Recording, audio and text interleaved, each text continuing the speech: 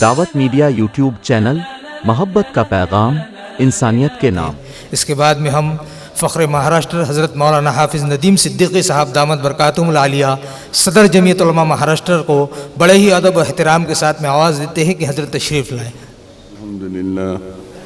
الحمد للہ نحمده ونستعینه ونستغفره ونؤمن به ونتوکل علیہ ونعوذ باللہ من شرور انفسنا ومن سیئات اعمالنا من يهده الله فلا مضل له ومن يضلل فلا هادي له ونشهد ان لا اله الا الله وحده لا شريك له ونشهد ان سيدنا ونبينا ومولانا محمدا عبده ورسوله ارسله بالحق بشيرا ونذيرا فقد قال الله تبارك وتعالى يا ايها الذين امنوا قوا انفسكم واهليكم نارا۔ حضرات اکابر علماء کرام خصوصیت کے ساتھ ازہر ہند دارالعلوم دیوبند کے مبلغ حضرت مولانا قاری صدیق احمد صاحب بانوی رحمۃ اللہ علیہ کے خلیفہ مجاز حضرت مولانا عرفان صاحب قاسمی مبلغ دارالعلوم دیوبند، ہم سب کے سرپرست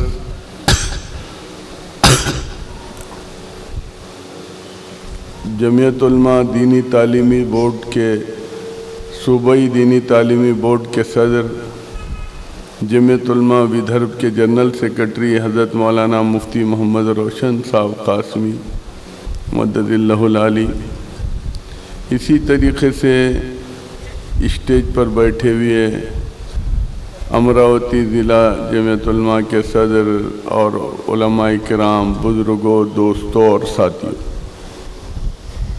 آپ نے بہت دیر سے حضرت مولانا عرفان صاحب کا بیان، مولانا مفتی روشن صاحب کا بیان سنے، اور آپ کو اصل بیان مولانا عرفان صاحب مبلغ دارالعلوم دیوبند کا سننا ہے۔ مجھے آپ حضرات کے سامنے چند چیدہ باتیں عرض کرنی ہیں کہ جمعیت علماء کے پاس بہت سے کام ہیں۔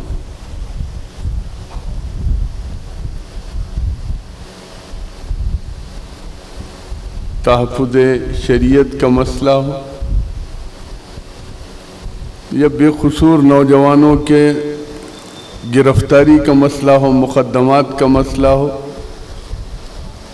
یا ابھی آپ نے اللہ نے کل بہت بڑی کامیابی دی، جمعیت علماء تقریباً 1971 سے جس مسئلے پہ لڑائی لڑ رہی تھی،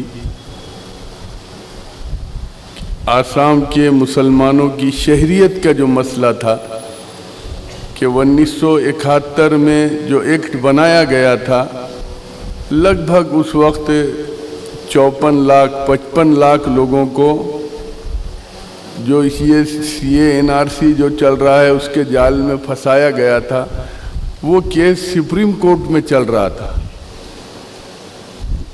جمعیت علماء ہند نے اس پہ کروڑہ روپیہ خرچ کی۔ مجھے یاد ہے کہ 1985 کے اندر حضرت فدائے ملت رحمۃ اللہ علیہ نے ملک کے وزیر اعظم راجیو گاندھی سے آسام کے ایئرپورٹ پر مینیفیسٹو کے اندر ایک ایکٹ پاس کرنے لگایا تھا آسام شہریت کے تعلق سے۔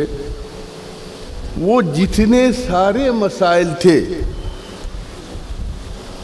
ان مسائل کے اوپر کل سپریم کورٹ نے مہر لگا دی اور کہا کہ 1971 کا جو موقف جمعیت علماء ہند کا تھا، سارے کام ہونے کے باوجود لگاتار، میں تو سمجھتا ہوں کہ 40 سال سے زائد کا عرصہ ہوا یا کم و بیش 40 سال ہو رہے ہوں گے کہ مولانا عرفان صاحب ہماری دعوت پر صوبے مہاراشٹر کا دورہ کرتے۔ 40 سال ہوئے، تقریباً 40 سال سے دعوت. جمعیت علماء یہ کیوں کر رہی ہے اس کو سمجھیے. مفتی صاحب نے آپ حضرات کے سامنے اپنا کلیجہ نکال کے پھینک دیا. میں لمبی بات بالکل نہیں کرنے والا ہوں اور نہ بات کرنے کی ضرورت ہے. بات تو آپ کو مولانا عرفان صاحب کی سننا ہے. ایک زمان مسلمانوں کے اندر کہ جس کی وجہ سے مسلمان تباہی کی طرف جا رہا ہے. تو مجاہد ملت حضرت مولانا حفظ الرحمان صاحب سیاروی رحمت اللہ علیہ نے حیدرآباد شہر کا سروے کرایا تھا. تو صرف حیدرآباد شہر میں اس زمانے کے اندر 40,000 لڑکیاں ایسی تھی کہ جن کے ماں باپ کے پاس جوڑے گھوڑے کی رقم دینے کے لیے پیسہ نہیں تھا. آج اس سے ہٹ کر دیکھیے, نشہ سب میں زیادہ ہمارے پاس,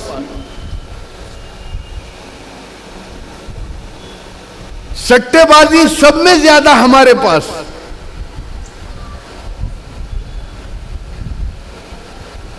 ستر قسم کا نشہ ہمارا نوجوان کر رہا ہے. اس کی ساری لسٹ آپ حضرات کے سامنے آئی ہے. ابھی مفتی صاحب آپ کے سامنے بات عرض کر رہے تھے کہ ہمارے لاکھوں لڑکیاں دوسروں کے ساتھ گئی. یہ جانے کی وجہ کیا ہے؟ وجہ یہ ہے کہ ہم لوگوں نے نماز کو عبادت سمجھا, روزے کو عبادت سمجھا, حج کو عبادت سمجھا, لیکن نکاح اور میراث کو عبادت نہیں سمجھا. جمعیت علماء اگر اپنے کام گنائے گی تو جمعیت علماء نے, ابھی آپ دیکھ لیجئے یہ ووٹنگ بیداری مہم چلی, تو جمعیت علماء نے اگر ووٹنگ بیداری مہم چلائی تو عبادت سمجھ کے چلائی.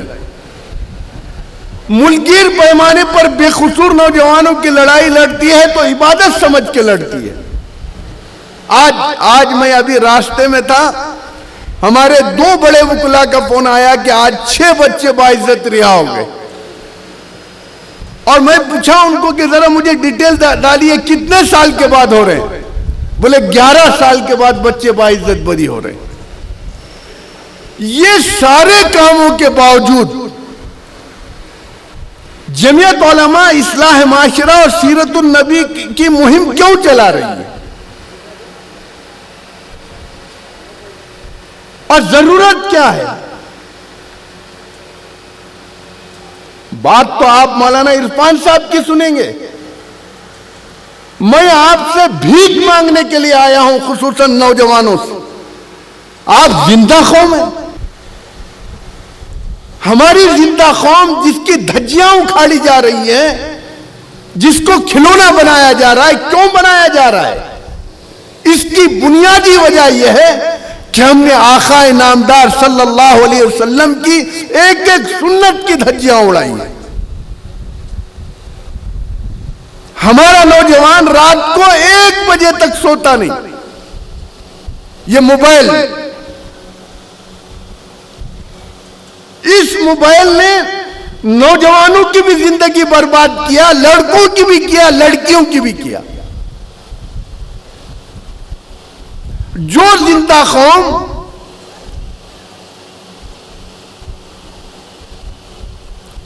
رات میں عشاء کے بعد سو جاتی اور فجر میں اٹھنا تھا, وہ سوتی رات میں 2 بجے اور صبح اٹھتی